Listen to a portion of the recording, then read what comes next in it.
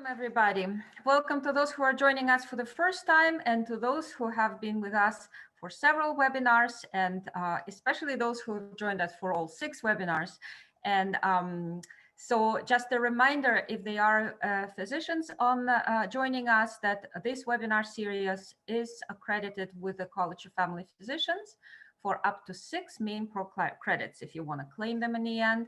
But of course, we welcome all healthcare providers, and great to have you.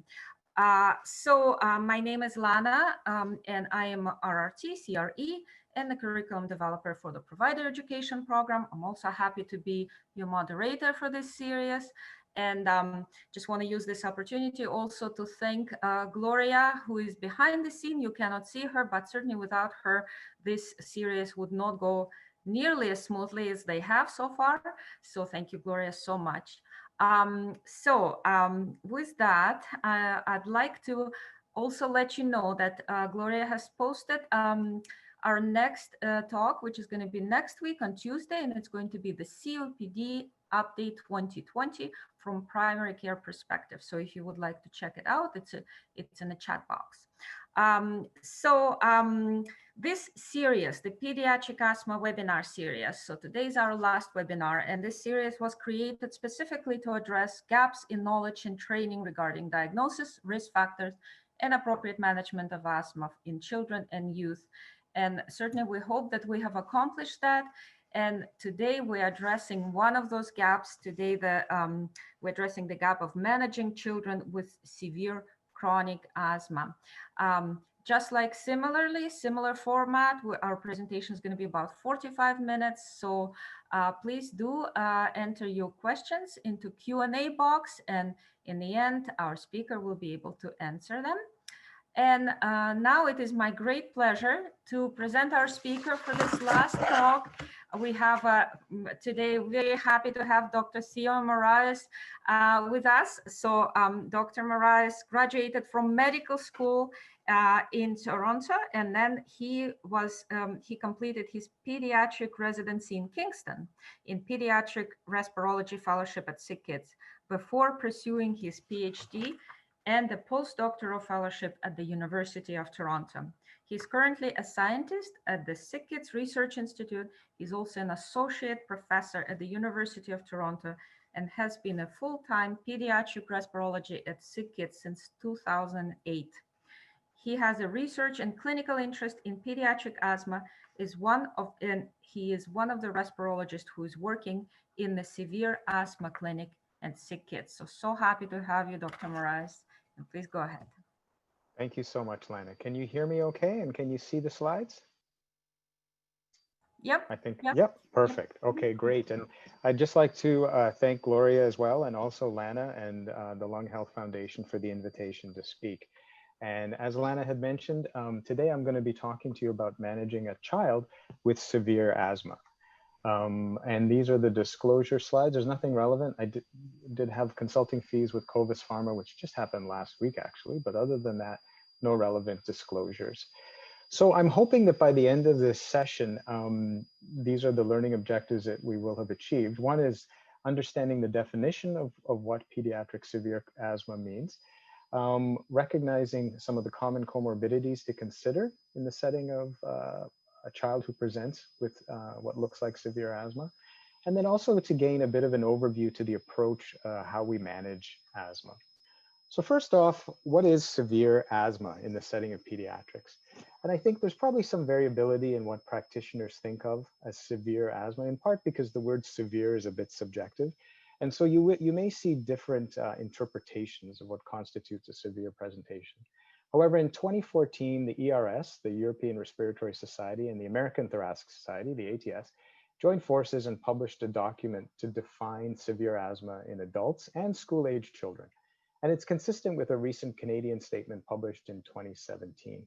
So this is basically how they defined it. You don't have to read the print just yet, but the first point I wanted to make was that this is for people 6 and up. So if you're looking after children, a huge chunk of your population will not really fall into this definition. And it's not to say that younger people younger than the age of 6 don't have severe asthma, but it's rather that we need to do more work to define and understand asthma and asthma severity in the young people. So I'll put that part aside, and I think that is a huge knowledge gap in the field. So rather than read that table that I showed you, you can distill down what the guidelines said in these few statements. So basically, you need to have someone who has asthma first off. And I know some of you have attended the previous sessions put on by the Lung Health Foundation. And in those, people like Dr. Radhakrishnan talked about asthma and asthma definition. So we'll assume that these are people who have asthma. And in someone who has asthma, severe asthma is defined by the need for high dose inhaled steroids plus a second controller for at least a year. Alternatively, rather than high dose inhaled steroids, you could be using systemic steroids for more than 50% of the year. And if you're using that chunk of medication, if you require that in order to maintain control, or even despite that, your asthma control is suboptimal, then you're considered severe. When you talk about asthma control, this is defined by questionnaires that you may have heard of, like the Asthma Control Questionnaire or the ACT, or by the presentation of symptoms, attack episodes or steroid courses, or even one admission. Built into the definition is also an objective measure of persistent airflow limitation. So basically that's it, the requirement for essentially high dose inhaled steroids. So already I'm coming to my first question, because whereas severe may be subjective, you'd hope that high dose is not considered subjective. But I wanted to ask people in the audience, what do you think counts as high dose? And let's assume that this is fluticasone, the orange puffer. How much is high dose? Let's see what people think. So Lana, I may look to you to tell me when I can advance the slide.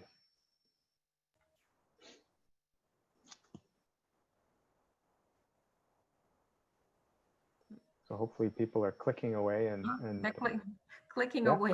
They are clicking away. away. We'll see. Maybe a little bit longer, yeah, because. Okay, sounds good. You know, when you read these guidelines, you just assume that high dose will have an easy way to interpret, but it is actually sometimes a bit confusing. Yeah, I think it's good now. We can share it. Great. So you can see, people can see that slide. You can see nobody picked the low dose, which is nice. Some people, a quarter of people picked over 400, greater than 500, and another quarter or so picked the fourth definition. And the majority picked the last one, but both are right. And let me just, oh yeah, it's closed. So while it's annoying that both are right, that's actually the case. So how can both be right? And this is almost like beauty is in the eye of the beholder, where high dose is in the eye of the beholder.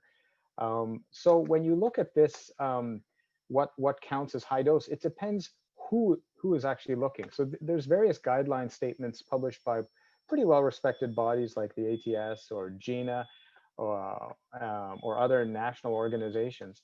And you can see that there's variability. So we had focused on fluticasone.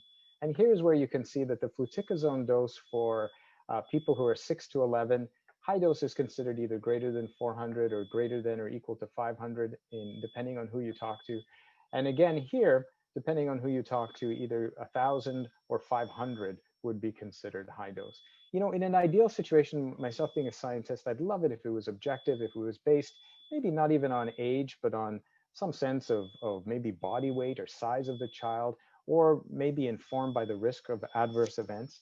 In that setting, when you look at our own Canadian guidelines, the fluticasone high dose range is 400 to 500. And to me, that makes sense, because when you read the literature, certainly you can start to see side effects with inhaled steroids when you're using this dose range. And to me, that's what's relevant. That's what suggests that, hey, you know, this person's on a lot of inhaled steroids. Is there something else we should be doing? These are people we need to pay attention to. So from my perspective, if you see anybody who's on more than 500 mics of Flovent, or if they're a young person and they're on 500, I think that at that point you start to put them into the category of, is this person suffering from severe asthma? Now, when you look at asthma and the burden of asthma, the actual epidemiology is hard to pin down in terms of how common is this. We do know that if this iceberg represents all of asthma, severe asthma is literally the tip. It's a small amount. And depending on where you look, you'll see ranges from 2 to 10%. Part of this is because, again, the definitions can vary. Um, However, what's interesting is that even though they make up a minority of patients, they do contribute to a bulk of the costs. And this is because these relatively few kids are quite resource intensive. Um, and so it's almost like children with complex medical conditions, where in that situation, they represent 1% of the population, but end up consuming 30% of healthcare resources. So in a somewhat similar way, while severe asthma is a minority of asthmatic children, they contribute to a significant burden. Intuitively, you would expect that severe asthma children should be at highest risk for death, but that may not be the case. Often the children who are at highest risk for death are actually the children with less severe asthma who are actually overusing short-acting bronchodilators and may not be well managed, and then suddenly present with an acute episode that cannot be resuscitated from. So at least from that perspective, in terms of the burden of severe asthma, for me, it's less about mortality and more about morbidity. Um, Now, it's well recognized that asthma comes in different flavors or phenotypes, and that some of these phenotypes can be relevant for management decisions. However, it's also clear that there's no single phenotype that is overrepresented in severe asthma. So the message is that really that severe asthma is a heterogeneous condition, just like asthma can be heterogeneous. Having said that, though, in general, severe asthma in children tends to be allergic, tends to be kids with family histories of asthma, tends to be an immune bias towards a T2 phenotype. By T2, we're talking about cytokines and allergic type responses. So it's things like interleukin 4, interleukin 5, IL-13, IgE, and eosinophils, that type of inflammation. You often will see gas trapping on PFTs as well, on lung function testing. There's no common genetic factor that has been identified yet in severe children. But I think research is still pending. So this list about various phenotypes is not meant to be exhaustive, but it's just to give you a sense of some of the heterogeneity. And so when you think about trying to manage patients, it is important to remember that.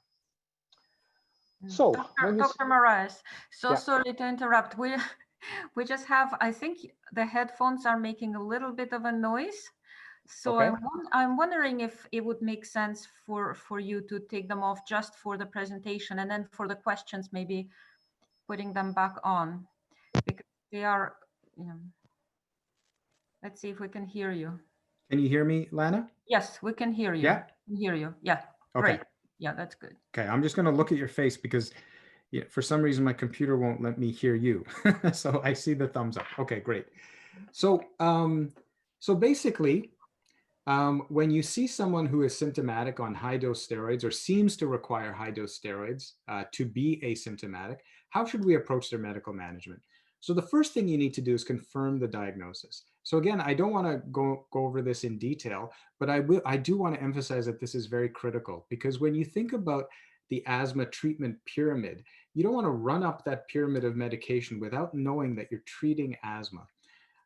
So remember, the diagnosis of asthma is based in part on appropriate symptoms, and it's supported by objective measures of lung function.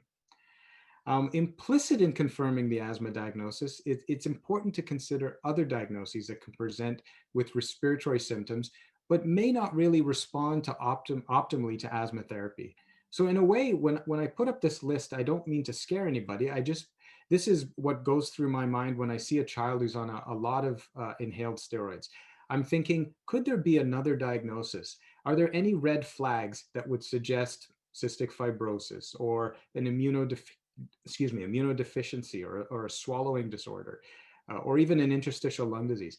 Some of those red flags would then guide me on investigations to think about in a patient.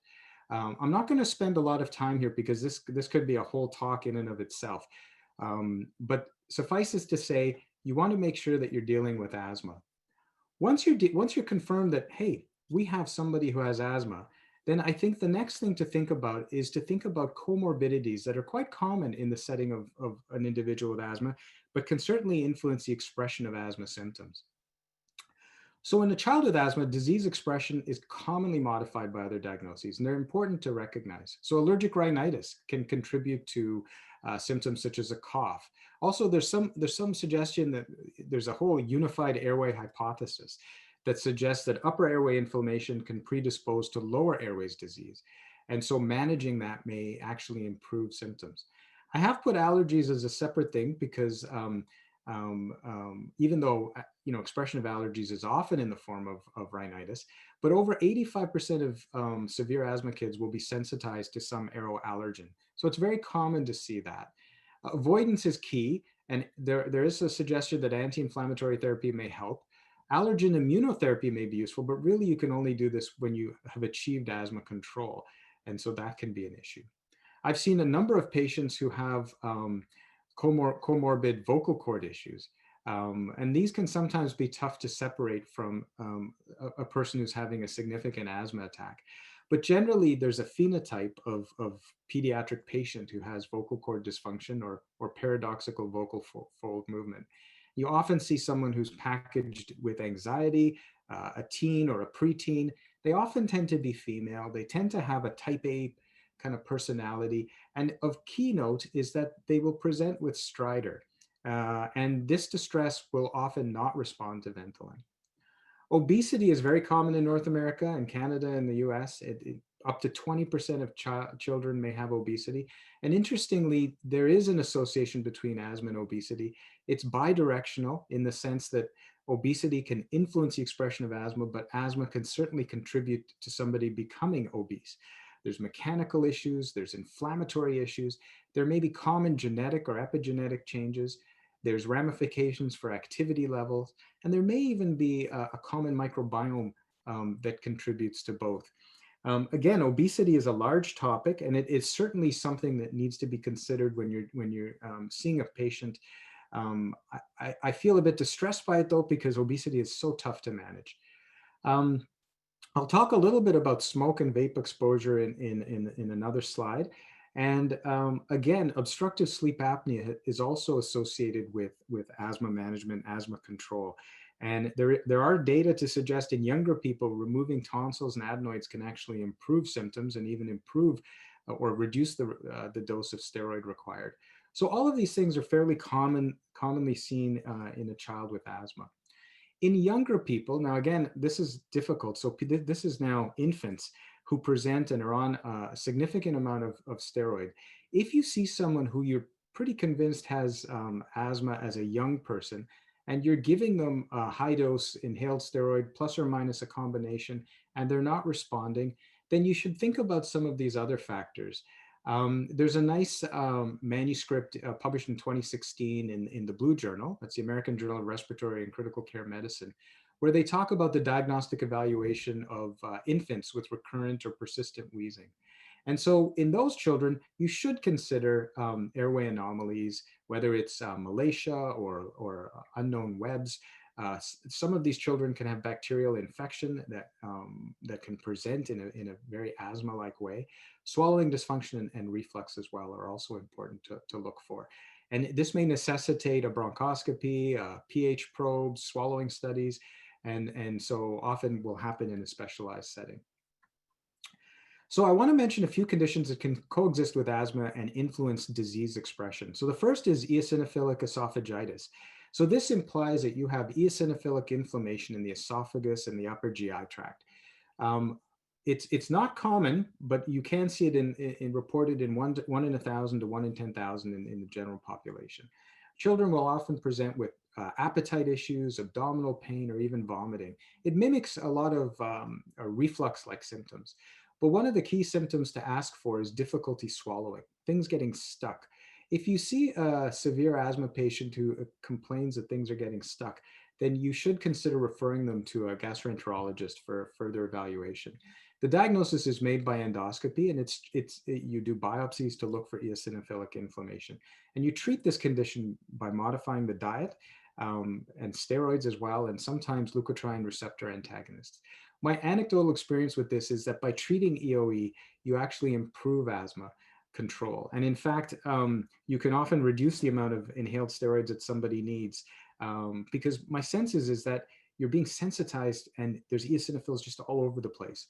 And by reducing that sensitization, which I believe is happening primarily in the gut, everything else calms down. A lot of these children have a lot of allergic rhinitis as well. Another thing to consider in someone who has very significant severe asthma is allergic bronchopulmonary aspergillosis, or ABPA. This is a condition that you can see more commonly in cystic fibrosis. In CF, it's, you know, maybe 1 to 15% of kids will have ABPA at some point in their life. But you can also see it in children with asthma. Essentially, what happens in this condition is you have aspergillus, a fungus, in the respiratory tract, and you have an allergic response to that. Children will often cough up gunky brown looking plugs, and they'll have difficult to control asthma, where they do need to have steroids to remain asymptomatic. If you do a skin prick test, you can find that they're positive to aspergillus. You can do blood tests to find that they have specific IgE or even elevated total IgE. I put the IgG, the specific IgD to Aspergillus fumigatus in a different font, because that's considered a minor criteria, along with infiltrates on a chest X-ray or CT and high peripheral eosinophil counts. One of the issues with ABPA is it's difficult to manage, and children will often be on oral steroids for weeks and months to achieve control. There is some suggestion that antifungals may debulk the condition a bit and improve your ability to come off steroids, and even anti-IgE therapy or omalizumab, although that's, again, in light-colored font because it's not necessarily universally accepted. Another condition I wanted to mention was EGPA, or eosinophilic granulomatosis with polyangiitis, in the olden days called Scherg-Strauss. The reason I mentioned it, and I'm not sure if you in the audience are familiar with it or not, but I find when I'm doing consults at Sick Kids, our fellows are often saying, oh,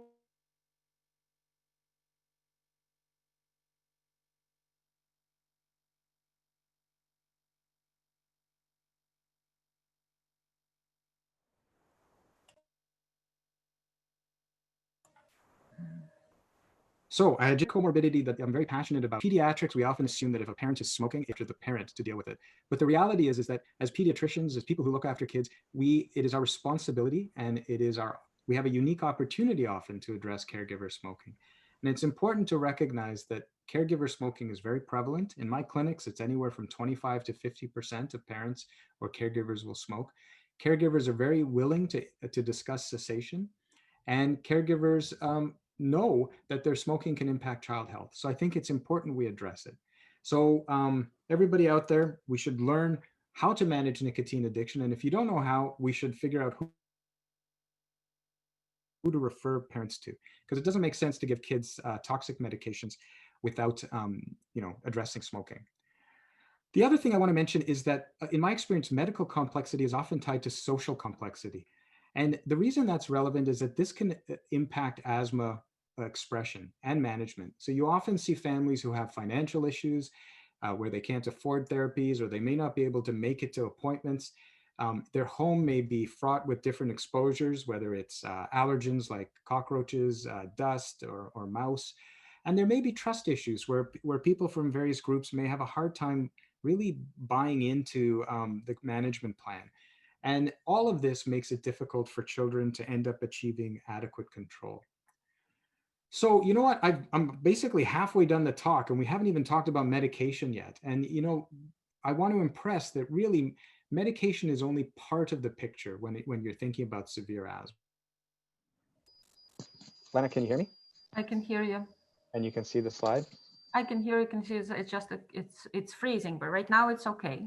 I'm so sorry. Okay, I'll just keep going here. Uh-huh. If you have this model where you need a specialized clinic, you end up with a bit of a hierarchy where severe children may be seen in a tertiary care center and milder children are seen elsewhere. And this is probably the current situation where you have many asthma care providers. You have communication between the groups. It's based on kind of an ad hoc process where it's really based on the practitioner's comfort level and not necessarily patient characteristics. Moreover, most kids are not seen within this model when they're unwell. They end up going to walk-in clinics or the emergency room for acute care. And so they're not really seen by people who know them or know their history. My dream, My dream really would be to have more of a collaborative care shared model where you have defined experts who the family knows about ahead of time, and they can address specific aspects of care, including acute care visits. But you know what? This is also probably another talk for another day, and it's something that I think we should strive for, though. So after addressing the diagnosis, the comorbidities, let's move on to optimizing asthma therapy. So by the time you get to severe asthma, it implies that you're kind of at the tip of this pyramid. You're on a lot of different medications. So before adding more medication when you see a child, the first thing I think to assess is to think about their response to steroid. Most people who have asthma will respond to a very modest dose of inhaled steroids. So if you see someone on a high prescribed dose, often that may be related, the lack of efficacy may be related to technical or adherence issues.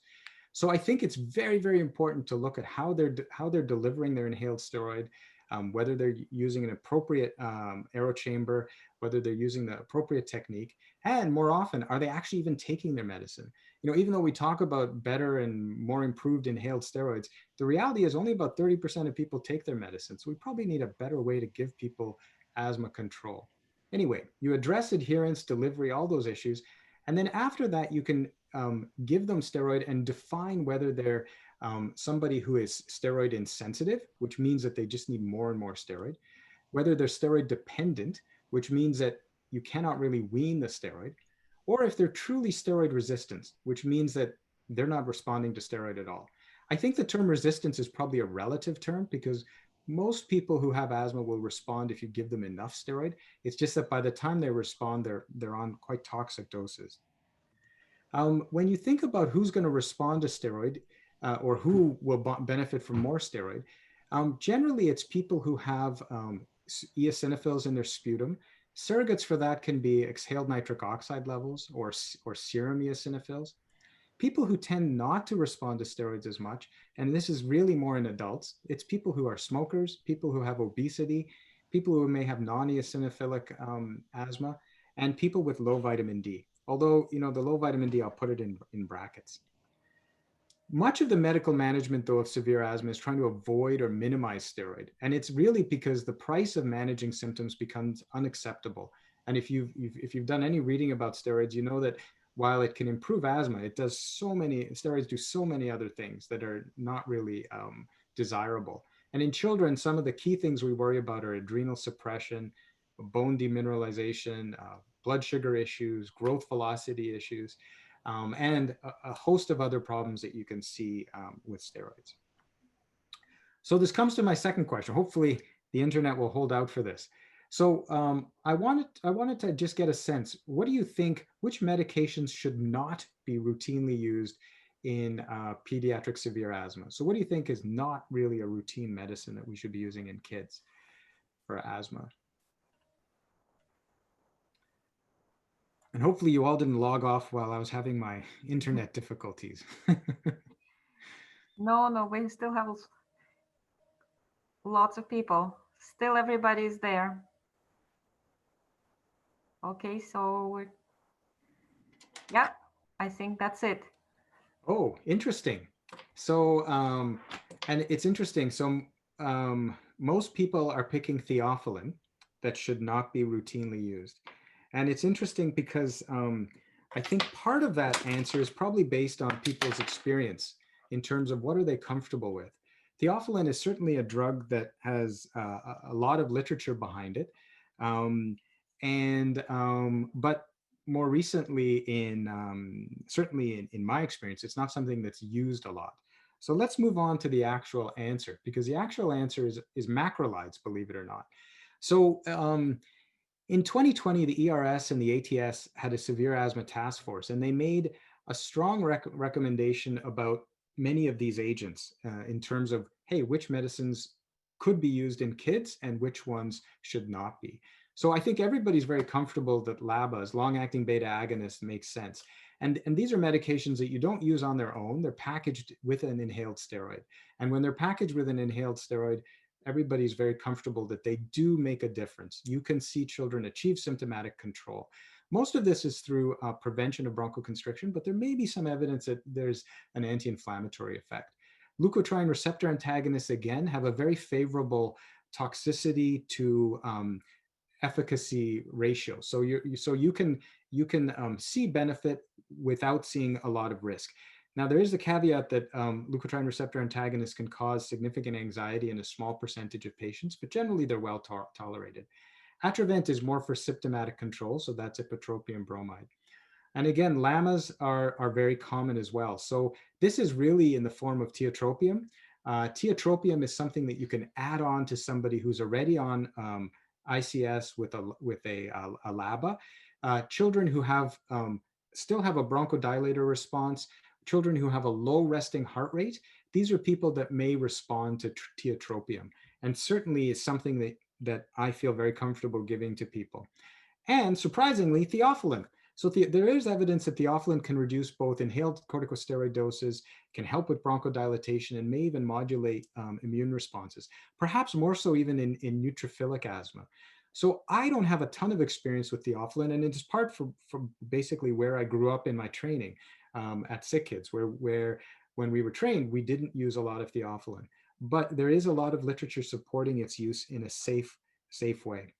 But with macrolides, even though there is data to suggest that you could, in adults, use macrolides, and more in the setting of neutrophil-based asthma, less so with eosinophilic asthma, but more with neutrophil asthma. In children, the ATS and the ERS recommend against using chronic macrolides, in part because they're looking at the risk to benefit ratio of antibiotic resistance versus potential benefit. These are some other drugs that people say don't use them routinely in asthma. Antifungal agents, if you have ABPA, maybe think about it. Methotrexate and other immunosuppressing agents, people don't necessarily want you to use that, again, from a toxicity ratio. And then bronchial thermoplasty is much more of an adult thing, where you actually do a bronchoscope and you can burn some of the airways. So after you've done all of this, confirmed the diagnosis, addressed comorbidities, optimized therapy, then at this point, this is when you can start to consider biologic therapy. And so in my mind, I like this framework that was proposed in a recent Lancet Respiratory Medicine paper. So when you first meet a kid who's on a lot of steroid, after you assess them, ideally you can package them into one of these groups. One is they don't have asthma, or two, it was difficult to treat, but once you manage all of the issues, so the adherence issues, delivery issues, all of comorbidity issues, then you can reduce the steroid dose. And my sense is that a lot of patients that come to the clinic on a lot of steroid fit into those top two categories, either not asthma or difficult to treat that can be managed. But then you end up with a group of children who have severe therapy-resistant asthma. So even though you've managed everything, they're still using a significant amount of steroid. Or what this proposal calls refractory asthma. So even though you've identified issues, you can't actually manage them all appropriately. Some of this may be exposure related, it may be comorbidity related, but even though you've got these issues, you can't manage them, and they're still requiring high dose. So by remembering that the goal is really to offload, in my mind, offload steroid dosing, I think that those latter two groups are the groups that would benefit from consideration of biologic agents. So not just the children that are on a lot of steroid and you've managed everything, but also the children that are on a lot of steroid and you're having difficulty managing everything. So in terms of biologic therapy, the use of these therapies, they're monoclonal antibodies that really target key points of the inflammatory process that's been identified in asthma. So this is a cartoon that is informed by a ton of data. And at the very top, you've got these little hairs on top of cilia. These are the cilia. These are the respiratory epithelial cells, and they're being exposed to allergens, pollutants, and all sorts of things. And then you see all of these inflammatory mediators that interact with white blood cells, which interact with smooth muscle cells, and you end up with under a microscope, what people think is the underlying guts, the meat of what's going on with asthma.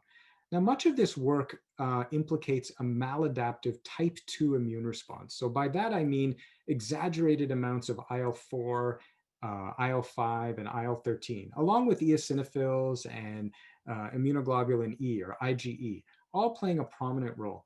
So based on that, that's really where people have been targeting biologic agents. And the hope is that by using very specific therapies, you can improve outcomes without exposing people to the kind of sledgehammer that is steroids. So right now in Ontario, we actually have 3 monoclonal agents for pediatric asthma, which is amazing. When I first started, at Sick Kids, I remember my division head saying, what's changed in asthma in 20 years? We do like steroids and bronchodilators. What's a big deal? Whereas now I think we're at a very exciting time where there's nice agents to choose from. The first one I want to talk about is omalizumab. So omalizumab has been approved by the FDA since 2003, and shortly after that by Health Canada. And for basically children 6 and up. And the 6 and up, I think, came more recently in the last 5 years or so. So omalizumab is essentially a humanized IgG monoclonal antibody that targets IgE. So it binds to free IgE.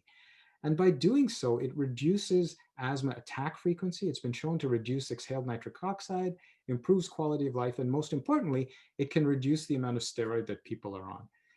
This is a drug that's been used with many children. There's hundreds and hundreds of kids that have been involved in randomized controlled studies. And there's also a lot of real world experience. It's generally very well tolerated. And so it's generally quite safe. Some people will worry about anaphylaxis, and it has been reported, but it is very, very rare. Regardless, the first few doses are recommended to be done in an observed setting. So you need to base the dose on the person's weight and their IgE level. So there's actually a nice little nomogram or a chart where you can look at what their serum IgE level is. You can figure out how heavy they are, and then you determine how much of the drug they receive. You also, in addition to having an elevated IgE, you have a positive skin prick test. And this is to kind of document that you have allergic asthma. What's interesting, though, is that there is data to suggest that non-atopic asthma subjects may benefit from this drug. The other thing to remember is that this is really for children above 6. I mean, the biology doesn't change when you're under 6, but you can't officially receive this medication as of yet in Ontario if you're under 6. Interestingly, while we measure IgE levels, they don't really predict a dose response. I mean, a response to the therapy. The things that have been associated with a response to therapy are really elevated eosinophil levels and elevated exhaled nitric oxide levels. So the ERS and ATS in their recent workshop did recommend that you look at those markers to try and predict response.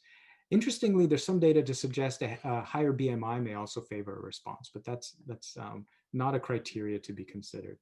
So essentially, first line, if you see a child who you go through that pathway and they're still requiring a lot of steroid, then measuring their serum IgE levels, doing a skin prick, serum IgE levels, doing a skin prick test, and then see if they qualify for omalizumab, because it may benefit them. The second drug I wanted to mention is a drug called mepolizumab, or Nucala. So this is a drug that binds to soluble IL-5. Remember that IL-5 is one of those key mediators, and it's actually known to promote eosinophilic activation.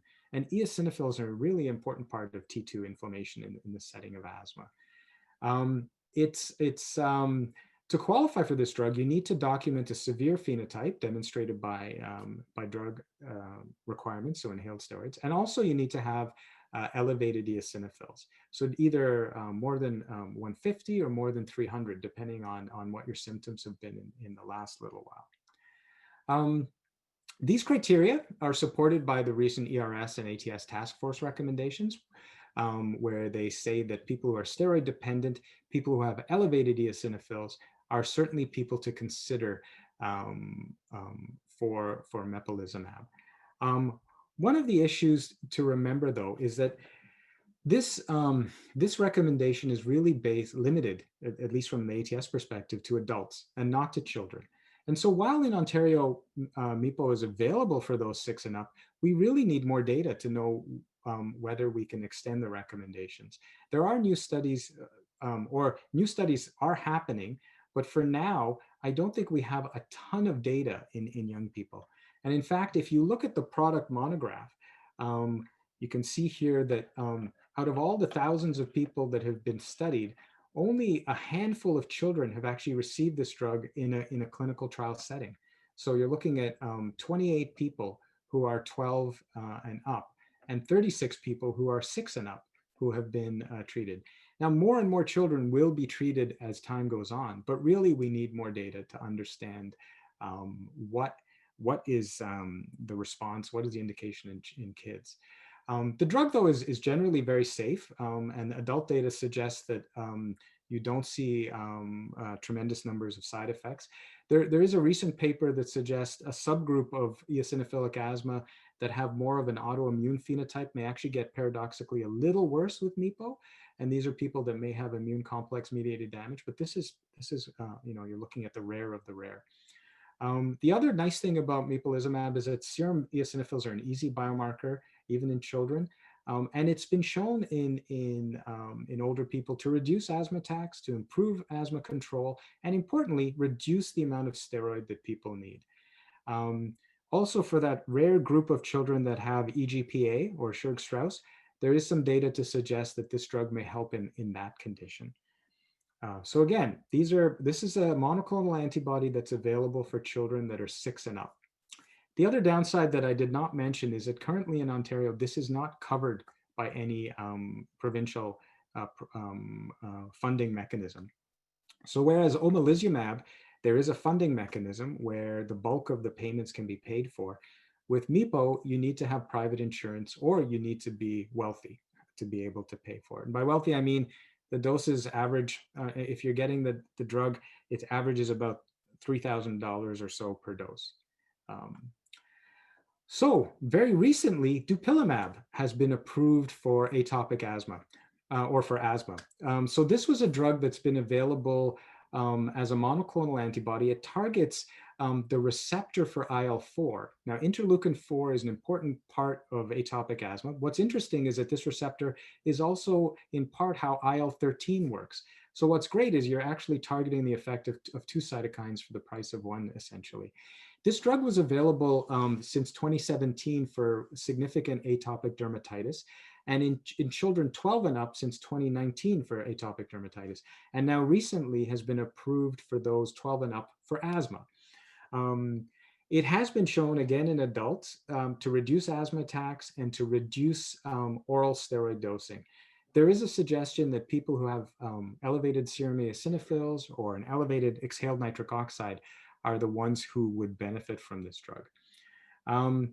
And the ATS Asthma Task Force also says, hey, if you have severe eosinophilic asthma or steroid dependent, doesn't really matter what your eosinophil levels are, think about using this drug. One of the issues, though, is that it is also limited to adult patients. And this is, again, in part because there's not a lot of robust data out there for children and asthma. There's more data in terms of safety for this drug because it's been used for atopic dermatitis. So there are safety data for 12 and up with a few hundred kids. And there is emerging data, and we'll see more for asthma in terms of the efficacy. Again, this is for 12 and up. And the other thing I wanted to mention is that dupilumab may have special benefits for the patients you see that have not only atopic dermatitis, but also for children who have nasal polyps or significant allergic rhinitis, and potentially even eosinophilic esophagitis. So there may be a way that you can start to think about these monoclonal agents for specific phenotypes of asthma. Again, dupilumab is not currently covered by a provincial plan, and so this is something that would require private insurance to pay for. So I've spoken to you about dupilumab, about omalizumab, and about mepolizumab, and I've shown an expanded cartoon here with the epithelium again at the top and with a ton more boxes. And part of the reason why I wanted to put the other boxes in here is to just show you that in the future, we may have a library of agents that are targeting different aspects of the inflammatory profile. So all of these other circles now are different drugs that are either have been used in grown-ups, but not in children, or are in the process of being tested in adults. And so I think in the future, we will have more opportunity to target significant asthma. However, there are a number of issues that need to be addressed before we reach this asthma utopia where children receive targeted management plans. So some of the things is we certainly need more research in children in general, but also people who are under the age of 6. A lot of asthma begins in infancy, but much of that phenotype, much of those symptoms will change and modify over time. And it can be difficult to understand what are the optimal therapies. And so we do need more work. The other thing is not just understanding asthma in general, but we need more trials with biologics in kids. Part of the reason I say this is there are biologics that are being tested in grown-ups, in adults, and then when the trials don't work, those drugs are not developed. So there's often this pattern where you test things in cell culture, you test things in animal models, you test things in grown-ups, and then if they meet all of those hurdles, then you test them in kids. But there are certainly drugs that may have benefit for children, phenotypes, asthma phenotypes in kids, that may not be beneficial for adults. And so I think it's a bit of a mistake to throw away promising agents because they don't have efficacy in grown-ups. They may still be of benefit in kids. So specific questions that remain are, what are the biomarkers that are relevant in kids? In adults, they identify exhaled nitric oxide and serum eosinophils. What can we measure in kids that may predict response to therapy? Also, another question that remains is, what do we do when we have someone who has either a partial or an incomplete response to one agent? Is it worth trying 2 agents at the same time? Is combination therapy better than switching to a completely different monoclonal? And part of that really is going to be informed by understanding what the underlying mechanisms are. Can we figure out why some children develop severe asthma versus mild asthma? Can we understand what are the mechanisms that unify that diagnosis so that we can actually explore it? And lastly, everything I've talked about is treatment, but really we need to prevent asthma. And I just want to put a plug in for the study that I'm part of, a large birth cohort called the CHILD study. And that's exactly what we're hoping to do, is really understand what are the determinants of asthma so we can prevent it. So stay tuned for that. I'm aware that we're running out of time. So this is my last slide, which says finished.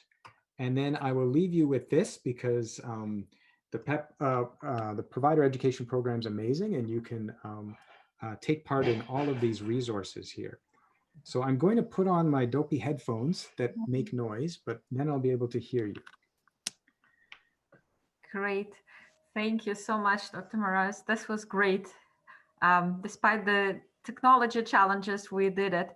So wonderful. So we do have a question from Caroline. She's asking, I was wondering if you could talk about outgrowing asthma.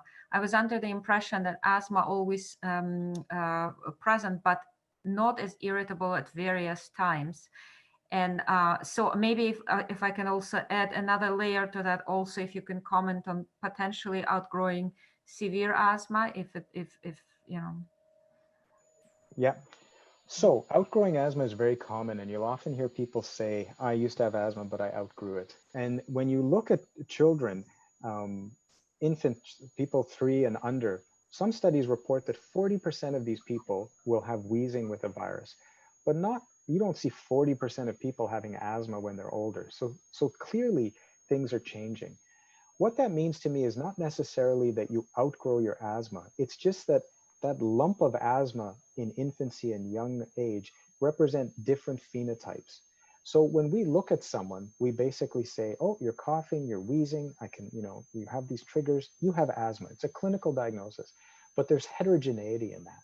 Some of those people will improve with time, and the underlying mechanisms that explain that improvement are not well known. Some of it may be because they have a minor relative immune deficiency that improves. Some of it may represent small airways, where maybe their parents, they were exposed to antenatal smoke and they have small airways. Maybe they were premature. Maybe they have some airway collapsibility. Regardless of the phenotype, it's a phenotype that improves as physical airway gets larger. And so when I think about outgrowing asthma, I think more that it's a different phenotype, if that makes sense. With respect to severe asthma, same kind of thing. Severe asthma is often a product not just of the child, but the environment that the child is in. And so what they're being exposed to, whether it's a cat, whether it's smoke, whether it's something else, and that influences the disease expression. how many asthma attacks they're going to have, how much steroid you're going to have. And remember, severe asthma is a heterogeneous definition or heterogeneous disease, and it's defined by symptoms and medication use.